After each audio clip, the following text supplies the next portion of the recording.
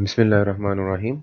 आज का जो हमारा रिएक्शन है वो प्रिपरेशन ऑफ अल्केन्स है। और पहले हमने जो है वो इसमें जो बेसिक कॉन्सेप्ट्स किए थे, अब जो है वो हम हाइड्रोकार्बन्स के जो रिएक्शंस हैं और उनकी प्रिपरेशन जो है वो करेंगे।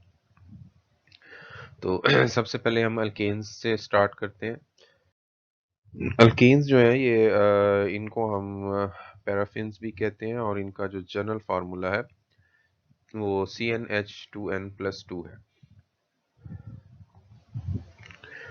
इसमें हमारे पास वैलेंसी ऑफ कार्बन जो है वो 4 यानी है। जैसे ये CH4 है, इसमें ये वैलेंसी इसकी कंप्लीट होती है, सारे जो है वो बॉन्ड बने होते हैं।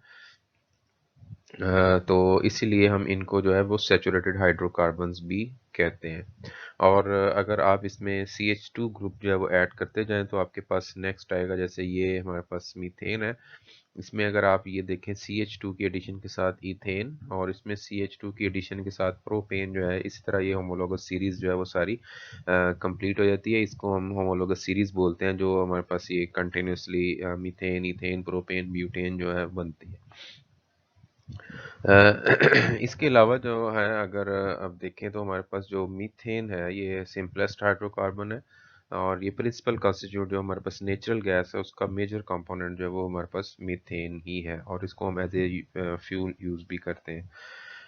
उसके अलावा जो हमारे पास मीथेन, इथेन, प्रोपेन के बाद जो पेंटेन और हेक्सेन, हेप्टेन वगैरह हैं, ये लिक्विड्स फॉर्म में होते हैं। और C10 से आप कह लें कि फर्दर जो हमारे पास कंपाउंड्स हैं वो वैक्सी सॉलिड्स जो है वो होते हैं। तो ये स्टार्ट में अगर आपके देखें तो ऐसे है कि जो हमारे पास सिंपलेस्ट है, जैसे मीथेन है, ये गैस है, मीथेन, इथेन, प्रोपेन, ये गैसेस में है। उसके बाद फिर जो है आगे पेंटेन वगैरह में जाएं तो वो फिर जो लिक्विड में चले जाते हैं। जितनी जितनी आप कह लें कि नंबर ऑफ कार्बन्स बढ़ती हैं, इनकी स्टेट जो है वो रूम टेम्परेचर के ऊपर चेंज होती है।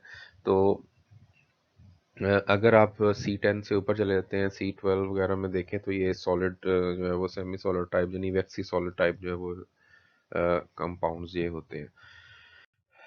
ओके जी, प्रिपरेशंस की हम बात करें तो सबसे पहले अगर देखें तो नेचुरली हमारे पास जो है ये बहुत ज़्यादा क्वांटिटीज़ में जो है वो मौजूद हैं, जिसमें हमारे पास पेट्रोलियम है और नेचुरल गैस है। ये जो है मिक्सर ऑफ आप कह लें कि हाइड्रोकार्बन्स ही है। और उनको फिर जो है वो हम फ्रैक्शनल डिस्टिलेशन के थ्रू जो है वो अपने डिज़ायर्ड जो कंपोनेंट है उनमें हम सेपरेट आउट कर लेते हैं।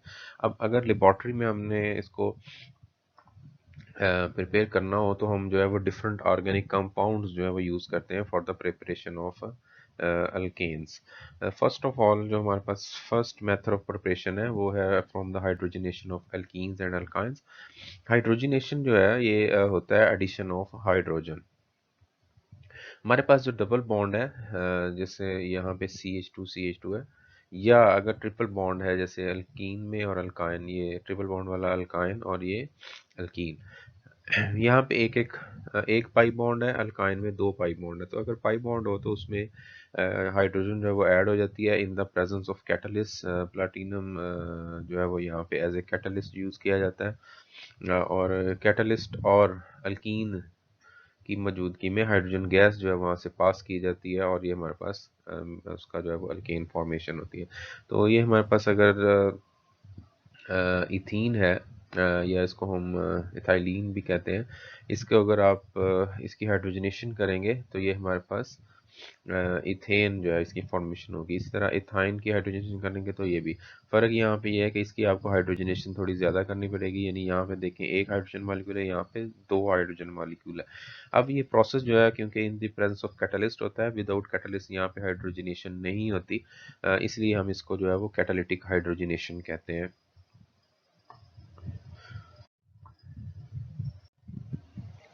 सेकंड जो हमारे पास मेथड है वो है from alkyl halides. Alkyl halides से भी हम जो है वो गेन बना सकते हैं।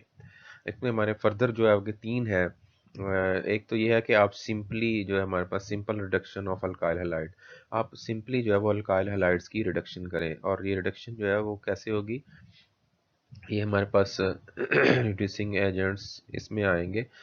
जैसे आप कह लें कि Zn प्लस अल्कोहल ये आप यूज़ कर लें, या फिर Sn प्लस HCl कर लें, या लिथियम एल्यूमिनियम हाइड्राइड जो है ये यूज़ कर लें। इनमें से कोई भी आप यूज़ करें तो जो हमारे पास अल्काइल हलाइड है वो डायरेक्टली जो है वो कन्वर्ट हो जाता है अल्केन्स में।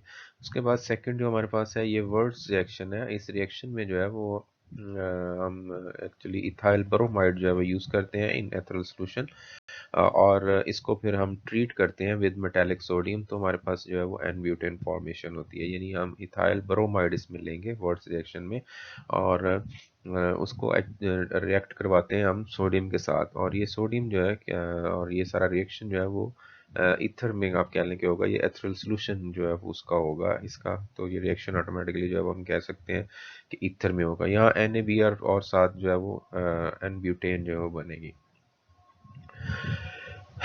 उसके बाद अगर हम यहाँ पे अल्काइल हैलाइड का मिक्सचर लेते हैं, मसलन जैसे ये CH3 आई है, CH3 आई है, दो अल्काइल हैलाइड हमने एक तरह के ही लिए हैं, तो ये हमारे पास ऐड हो जाएंगे, यानी ये CH3 और ये CH3 ऐड हो जाएंगे।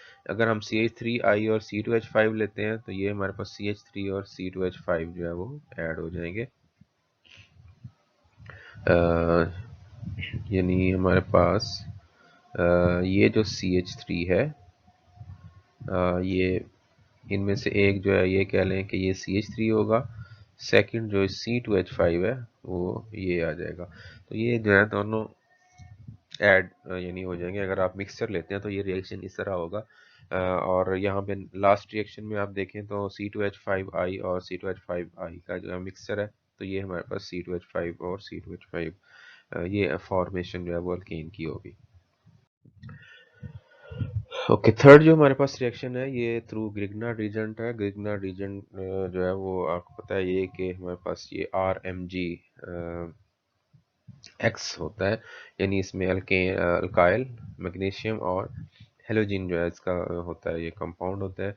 और ये हम स्टार्ट कहाँ से करते हैं, अल्काइल हैलाइड से लेंगे मैग्नीशियम के साथ, इन द प्रेजेंस ऑफ ईथर जो है वो हम पहले ग्रिग्नार्ड एजेंट बनाएंगे, और ग्रिग्नार्ड एजेंट की फॉर्मेशन के बाद जो है वो हम उसकी आप कह लें कि डिकम्पोजिशन जो है विद वाटर जो है वो होगी, क्योंकि ये वाटर में जो है वो आप कह लें कि रिएक्शन जो है ये फास्ट ही होता है इसका, हाईली और हाईली रिएक्टिव होता है through with water.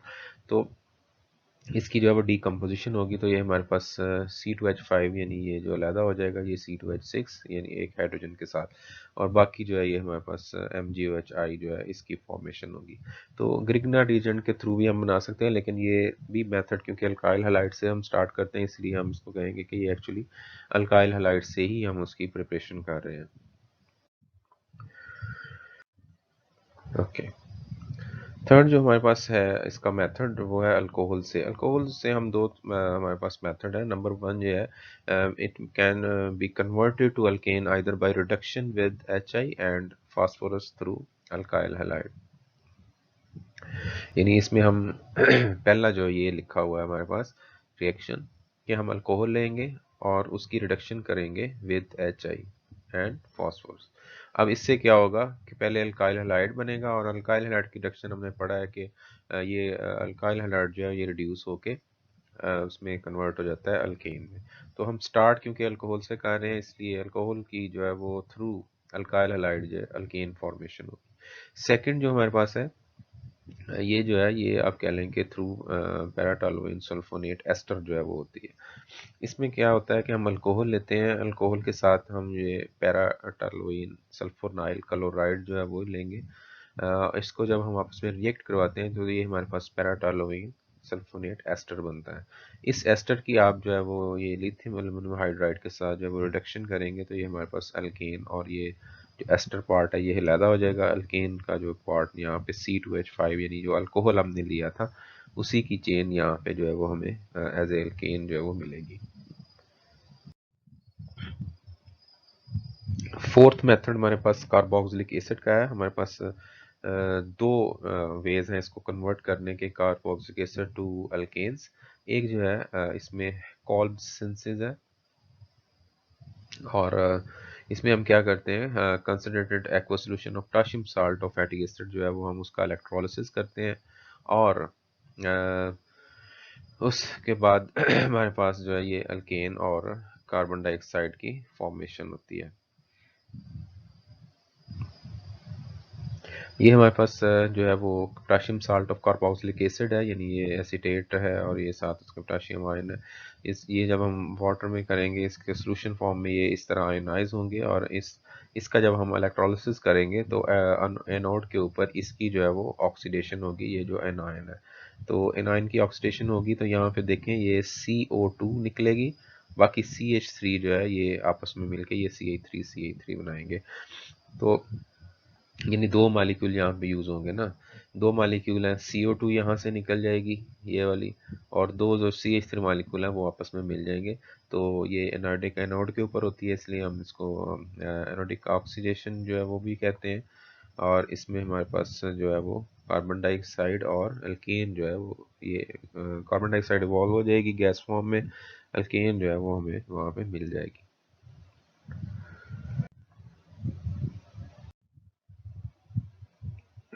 Okay, fifth method जो हमारे पास इसका है ये है रिडक्शन ऑफ कार्बोनाइल कंपाउंड। ये हमारे पास आप कह लें कि दो हमारे पास रिडक्शंस हैं। एक जो है ये क्लेमेंसन रिडक्शन है, और एक को जो है वो हम वुल्फ किशनर रिडक्शन कहते हैं। क्लेमेंसन रिडक्शन जो है ये हमारे पास ये वाली जो है ये आप कह लें कि क्लेमेंसन रिडक्शन है, और इसको हम कलर और दे देते हैं, वुल्फ किशनर रिडक्शन जो है ये हमारे पास ये वुल्फ किशनर रिडक्शन है।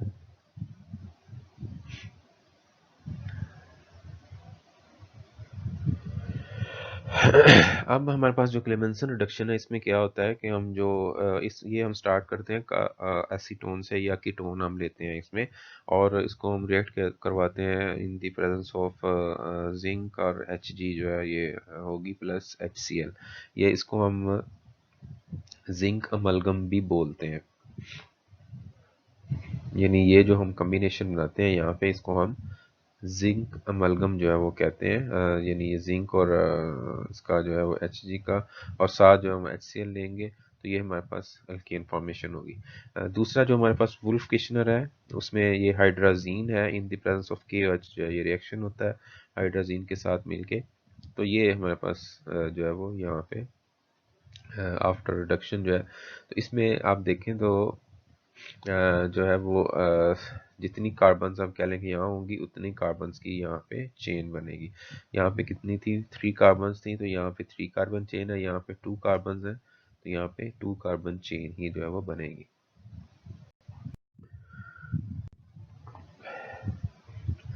ओके, नेक्स्ट जी हमारे पास रिएक्शंस हैं। रिएक्शंस में आप देखें तो ये हमारे पास सैचुरेटेड हाइड्रोकार्बन्स हैं, और इनमें सारे सिग्मा बॉन्ड्स होते हैं, और हम कह सकते हैं कि इजीली जो है वो ये किसी रीजन कोई रीजन जो है वो इनके ऊपर अटैक नहीं कर सकता। Resistant to attack by powerful reagent जो हमारे पास जैसे कंसंट्रेटेड सल्फ्यूरिक एसिड है, नाइट्रिक एसिड हो गया, फ्यूज्ड अल्कलीज हो गई, पोटाशियम डाइक्रोमेट या परमंगनेट वगैरह जो है, तो इसमें डायरेक्टली जो है इनका अटैक जो है वो नहीं होता हमारे जो अल्केन्स हैं उनके ऊपर। So due to this lack of reactivity जो हाइड्रोकार्बन्स हैं इनको हम पैराफिन्स भी कहते हैं, और पैराफिन्स मीन्स ये लेटिन वर्ड है, पैरम जिसका मतलब है लिटल, और अफिन्स मीन्स अफिनिटी, क्योंकि इनकी अफिनिटी जो है वो बहुत कम है टूवर्ड्स द रिएक्शंस। उसके बाद अगर हमारे पास ये डायरेक्टली ये अटैक नहीं होते, बॉन्ड ब्रेकेज यहाँ पे नहीं होता, फिर हमारे पास ये रिएक्शंस जो जो होते हैं इसके वो कौन से होते हैं, इसके सब्स्टिट्यूशन जो है वो रिएक्शंस होते हैं, सॉरी सब्स्टिट्यूशन रिएक्शंस होते हैं। और सब्स्टिट्यूशन रिएक्शंस में हमारे पास फिर ये जो है इसमें हाइड्रोजन जो है वो रिप्लेस होती है, हाइड्रोजन जो है वो रिप्लेस होगी, hydrogen of atom of the alkane is replaced by other atom और ग्रुप जिसके साथ हम इसकी जो है वो कर रहे होंगे सब्स्टिट्यूशन। तो इसमें जो है हमारे पास सल्फोनेशन, नाइट्रेशन, हेलोजिनेशन, इस तरह के रिएक्शंस आएंगे, तो हम उनको देखते हैं वन बाय वन।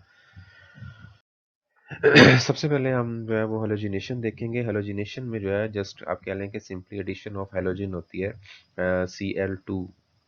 इसको हम क्लोरीनेशन भी जो है वो कहते हैं रिएक्शन को, क्लोरीनेशन ऑफ अल्केन्स। और इसमें क्या होगा, क्लोरीन ऐड होती है इन the presence of light. This is H view means जो है हमारे पास लाइट है, और ये इन लाइट और इसकी जगह पे आप हीट भी यूज़ कर सकते हैं। तो अगर हम इसको करते हैं तो ये हमारे पास रिएक्शन जो है वो स्टार्ट होता है, और ये CH3Cl यानी एक हाइड्रोजन की रिप्लेसमेंट से बनता है।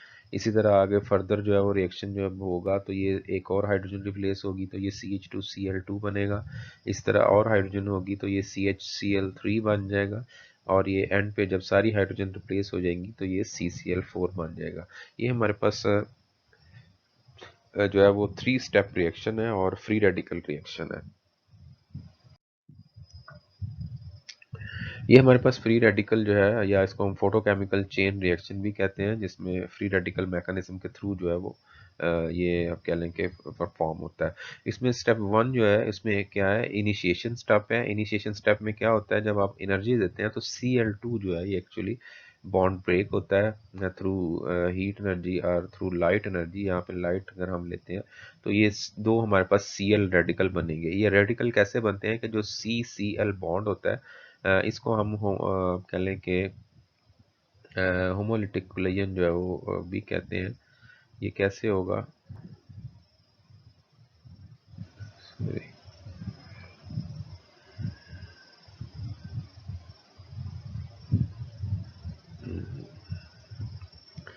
होमोलिटिक कोलिजन में ये होता है कि जो बॉन्ड ब्रेक होता है, जैसे फॉर एग्जांपल यहाँ पे Cl बॉन्ड Cl था, तो ये जो बॉन्ड था इनमें सिग्मा, वो जब ब्रेक होगा तो एक इलेक्ट्रॉन इसके पास जाएगा और एक ही इलेक्ट्रॉन जो है वो इसके पास जाएगा, और इस वजह से ये हमारे पास दो जो है वो Cl रेडिकल बनेंगे एक एक इलेक्ट्रॉन के साथ। अब आपको पता है कि रेडिकल जो है ये रिएक्टिव स्पीशीज होती हैं। जैसे ही रेडिकल फॉर्मेशन होगी, स्टेप 2 जो है वो स्टार्ट होगा, और स्टेप 2 में प्रोपोगेशन स्टेप हम इसको कहते हैं। इसमें ये Cl रेडिकल जो है ये यहाँ से एक जो मीथेन है उसके साथ मिलके वहाँ पे CH बॉन्ड को ब्रेक करके CH3 रेडिकल बनाएगा और HCl फॉर्मेशन हो जाएगी।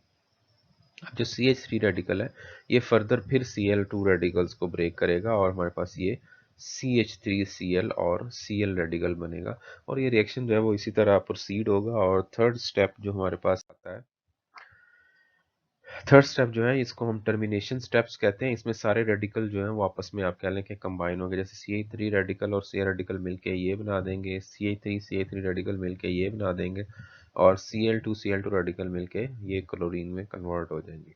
अब मसला ये है कि यहाँ पे आपने देखा कि हमारे पास मिक्सचर ऑफ कंपाउंड्स जो है वो बन रहा है। CH3Cl भी बनेगा डेफिनेटली, यहाँ पे जो है वो CH2Cl भी बनेगा, CCl4 भी बनेगा, लेकिन ये सारे जो हैं वो इसमें मिक्सचर बनेगा। अब यहाँ तरीका एक तो ये है कि आप अगर इनको सेपरेट करना चाहते हैं तो आप थ्रू फ्रैक्शनल डिस्टिलेशन इनको सेपरेट कर सकते हैं।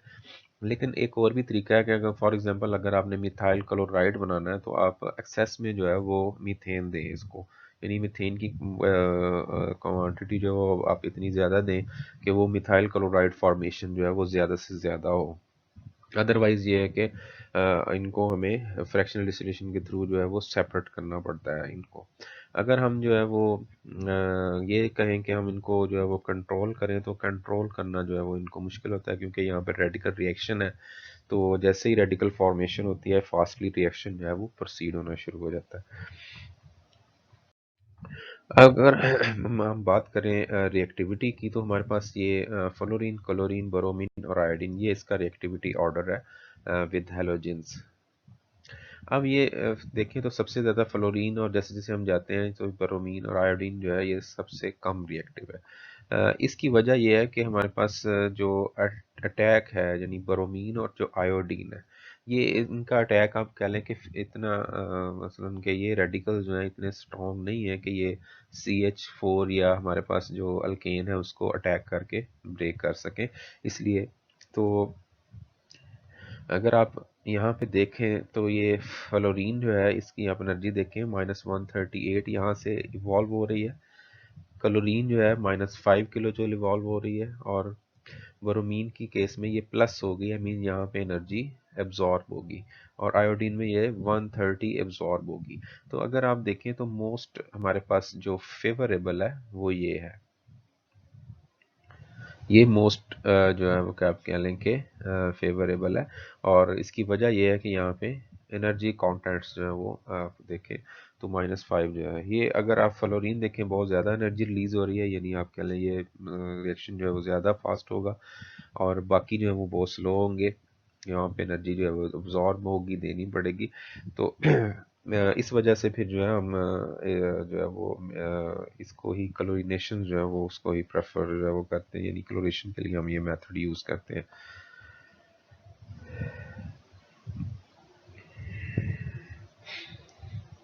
Okay, as a result methane can not be brominated, हम इसको फिर इजीली ब्रोमिनेट भी नहीं कर सकते, इसको आयोडीनेटेड भी नहीं कर सकते, मींस आयोडीन फॉर्मेशन भी नहीं हो सकती। तो ये लेकिन हम अगर हमारे पास सी एच बॉन्ड वीक हो जाए, यानी वो बॉन्ड स्ट्रॉन्ग है जो प्योरली CH4 में है, लेकिन अगर किसी तरह हम CH बॉन्ड जो है उसको वीक कर लें तो फिर ये अगर वो वीक हो तो ये ब्रोमिनेशन जो है वो हो जाती है। ये वीक कहाँ पे होता है? फॉर एग्जांपल जो हमारे पास बेंजलिक है, यानी CH बॉन्ड जो है ये वाला, सॉरी ये हाँ जी, ये जो बेंजीन की साथ हमारे पास अगर CH3 अटैच है तो ये एनर्जेटिकली फेवरेबल है, मींस कि यहाँ पे जो डेल्टा एच है वो -38 किलो जूल है, जो कि इन केस ऑफ CH4 जो कितनी थी, +63 थी। तो ये जो है वो अब फेवरेबल आप कह लेंगे हो गया। उसकी वजह ये है कि ये CH3 बॉन्ड जो है, यानी यहाँ पे जो CH बॉन्ड है वो वीक है, और यहाँ पे जो CH बॉन्ड है वो स्ट्रॉन्ग है। और ये वीक क्यों है? ये इस बेंजीन रिंग की वजह से जो है वो, या उसकी रेजोनेंस है, उसके इफेक्ट्स आ जाते हैं उसके, तो उस वजह से ये वीक है। तो यहाँ पे फिर जो ब्रोमिनेशन हो जाएगी।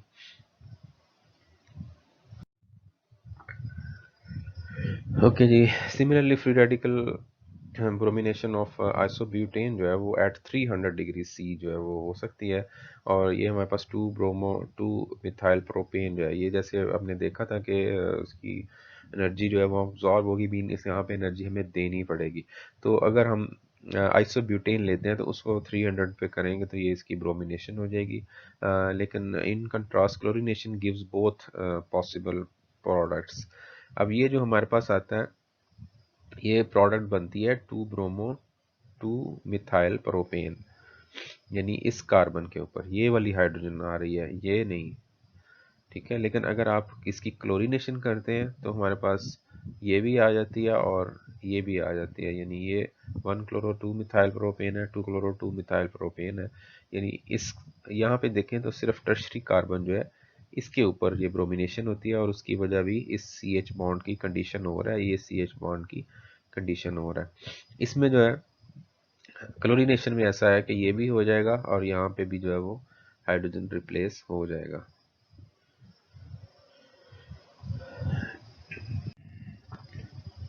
ओके, क्लोरीनेशन में अगर हम इन दोनों को कंपेयर करें तो यहाँ से अगर देखें तो ज़्यादा किसकी अमाउंट होगी हमारे पास, ये जो है इसकी अमाउंट ज़्यादा होगी।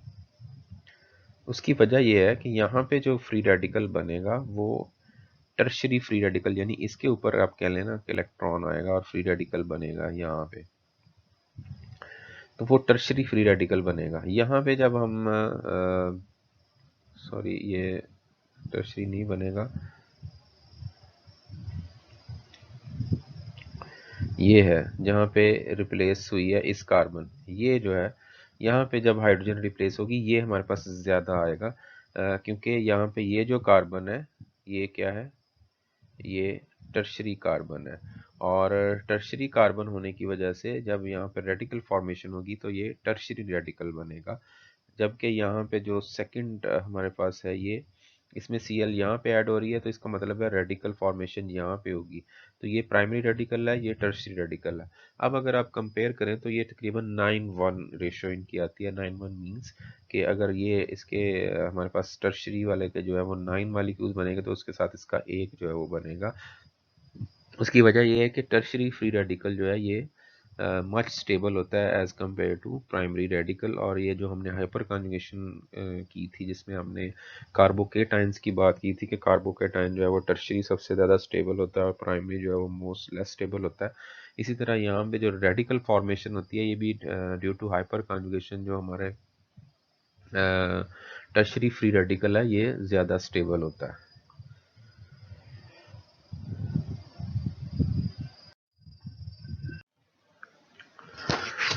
ओके जी, नेक्स्ट इसका जो है वो सल्फोनेशन रिएक्शन है। सल्फोनेशन रिएक्शन में क्या होता है कि हमारे पास जो अल्केन है वो कन्वर्ट हो जाती है अल्काइल सल्फोनिक एसिड में विद फ्यूमिंग सल्फ्यूरिक एसिड के साथ इसकी हम फ्यूमिंग करते हैं और रिएक्शन जो है ये 50 to 60 डिग्री पे होगा। तो फ्यूमिंग में हम इसके जो है वो फ्यूम्स जो है वो इन द फॉर्म ऑफ कह लें कि ये जो वेपर्स हैं वो रिएक्शन हम करेंगे। तो ये हमारे पास ये अल्काइल सल्फोनिक एसिड, तो ये हमारे पास कौन सा है, मीथेन, इथेन, प्रोपेन, ब्यूटेन। तो ये ब्यूटाइल सल्फोनिक एसिड बनेगा, साथ जो है वो वाटर यहाँ पे रिलीज होगा। ओके, नेक्स्ट जो है ये नाइट्रेशन है। नाइट्रेशन में जो है ये हमारे पास mixture of considered nitric acid जो है वो हम ऐड करते हैं and alkanes when passed through hot tubes gives nitroalkanes। Okay जी, ये जो है ये हमारे पास नाइट्रिक एसिड आएगा।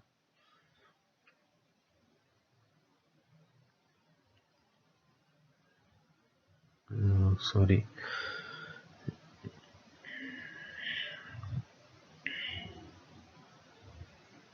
यहाँ पे एसिड आएगा, ये आपने करेक्शन करनी है।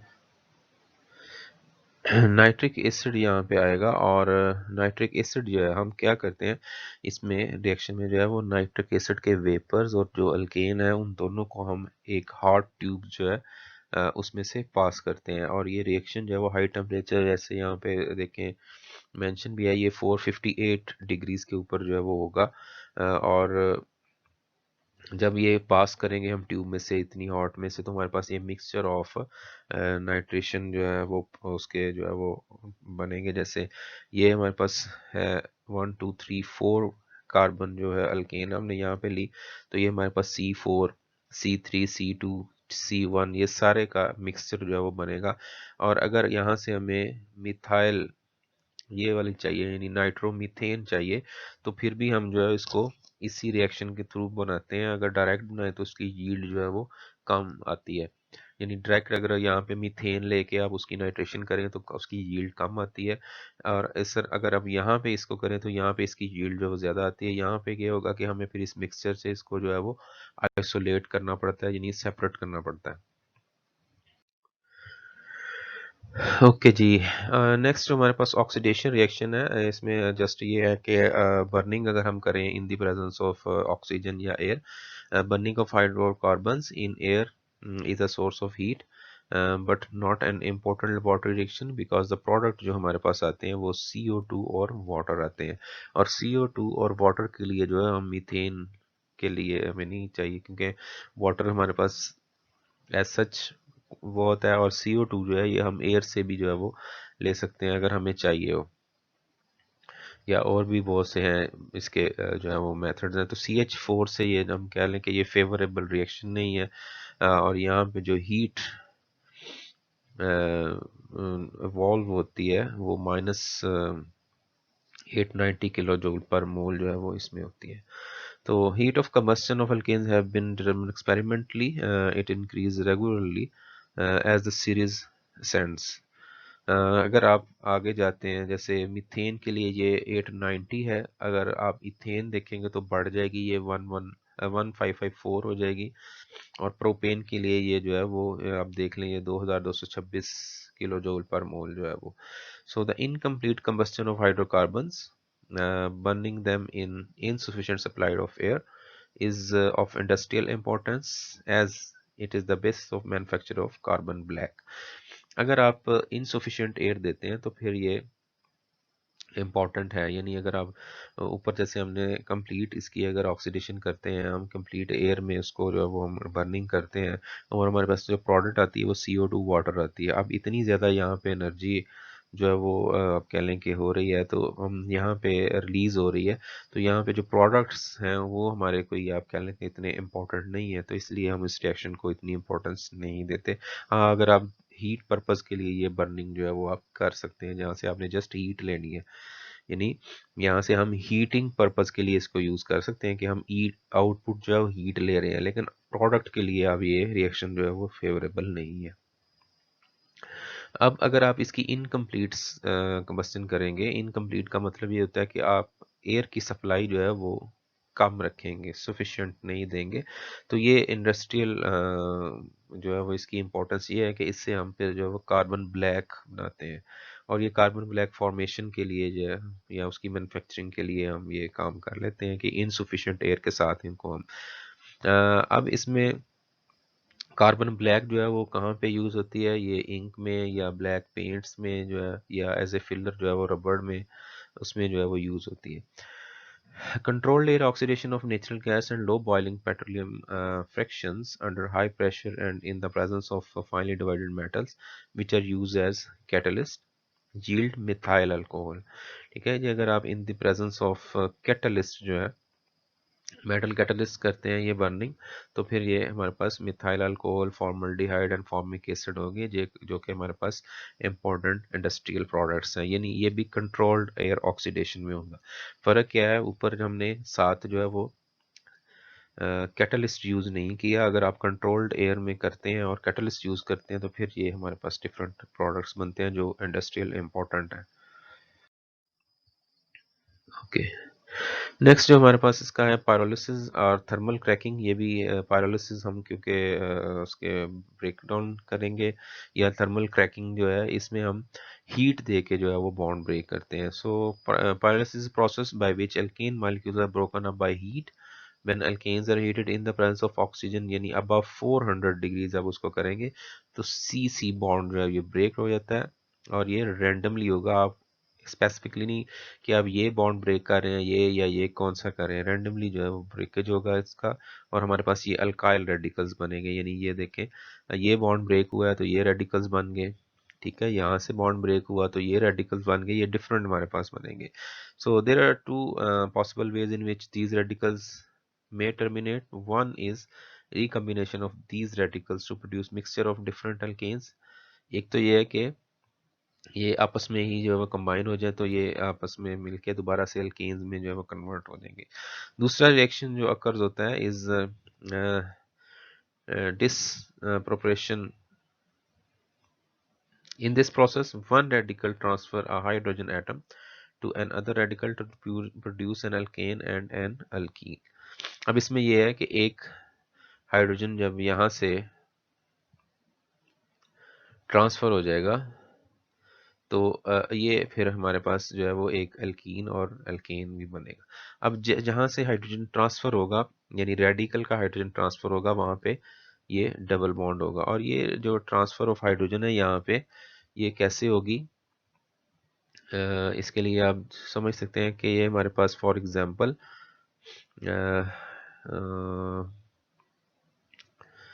एक हाइड्रोजन बॉन्ड था ये, ठीक है जी। अब ये डबल बॉन्ड फॉर्मेशन कैसे होती है,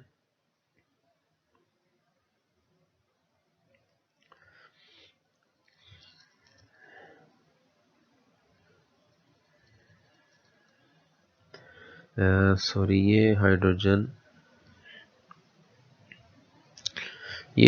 जो है यहाँ से जाएगी। अब ये डबल बॉन्ड फॉर्मेशन कैसे होगी कि एक इलेक्ट्रॉन यहाँ से आएगा और एक इलेक्ट्रॉन इस CH बॉन्ड का जो है वो आएगा, तो यहाँ पे दो इलेक्ट्रॉन्स होने की वजह से ये डबल बॉन्ड बन जाएगा। और अब एक हाइड्रोजन के पास क्या रह गया, एक इलेक्ट्रॉन, यानी ये हाइड्रोजन रेडिकल जो है यहाँ से फिर ये एक इलेक्ट्रॉन यहाँ से आएगा और एक इलेक्ट्रॉन ये ऑलरेडी यहाँ पे है, तो ये दोनों मिलके यहाँ पे ये CH3 फॉर्मेशन जो है वो हो जाएगी। तो ये इस तरह है कि एक तो ये है कि डायरेक्टली हमारे पास जैसे ऊपर हमने देखा कि सिंपली रेडिकल आपस में मिल जाए, दूसरा ये है कि CH बॉन्ड ब्रेक हो जाए। अगर ये होगा तो फिर यहाँ पे डबल बॉन्ड जो है वो बनेगा। ओके जी, नेक्स्ट जो है ये कंबस्टन है। Combustion the reaction of alkanes with oxygen to form carbon dioxide and water and heat is major reaction. ये जो हमने अभी ऑक्सीडेशन में भी देखा था, यही जो है वो कंबस्टन है। और ये कंबस्टन इंजन में हम यूज़ करते हैं, जैसे मैंने आपको वहाँ पे बताया था कि ये एज ए हीट पर्पस के लिए, यानी यहाँ जो हीट होगी उससे हम जो है वो काम लेंगे, या जो गैसेस वगैरह आप कह लें कि यहाँ पे होती हैं। तो alkanes are also called as fuel for automobiles, ठीक है। और ये कंबस्टन से ही हम जो है वो आगे आगे इंजन जो है वो चलाते हैं, इसलिए इसको हम कहते हैं कि ये एज ए फ्यूल भी हम यूज़ कर सकते हैं।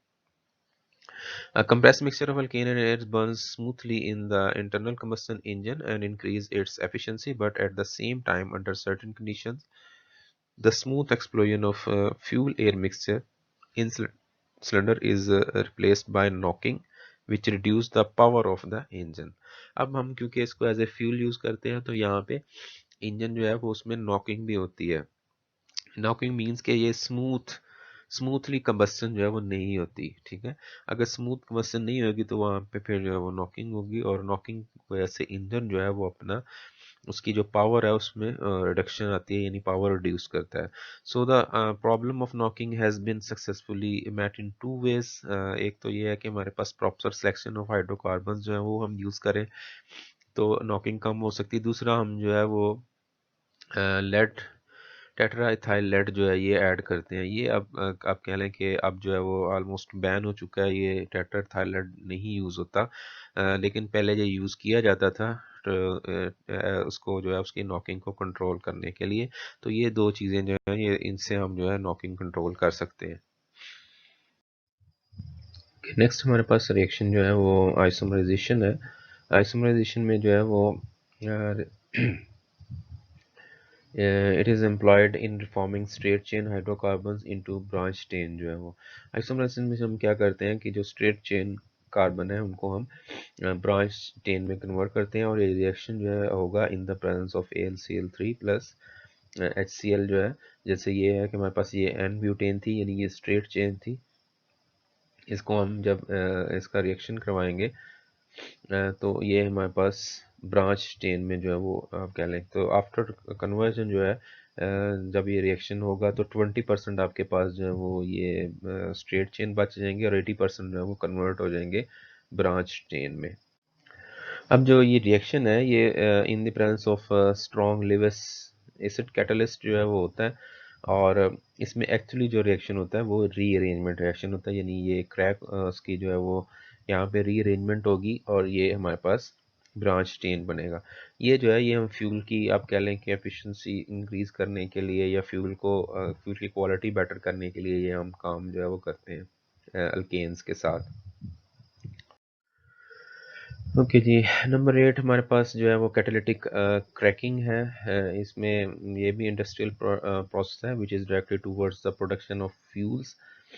इसमें हम in the presence of aluminium oxide और silicon dioxide at 450 to 500 degree C, और सनलाइट भी इसमें सॉरी इसमें जो है वो टेम्परेचर जो है वो हाई होगा, और साथ जो है वो प्रेशर जो है वो कोई इतना ज़्यादा नहीं होगा, स्लाइटली प्रेशर के ऊपर जो है ये होगा। अब ये देखें जैसे ये C14 था, अब C14 सॉरी C16 और H34 है। अब जैसे हमने कहा था ये वैक्सी सॉलिड होगा, इसको आप एज ए फ्यूल यूज़ नहीं कर सकते। फ्यूल्स हमारे पास क्या है, या तो वो गैसेस फॉर्म में हो या एटलीस्ट वो लिक्विड फॉर्म में चला जाए।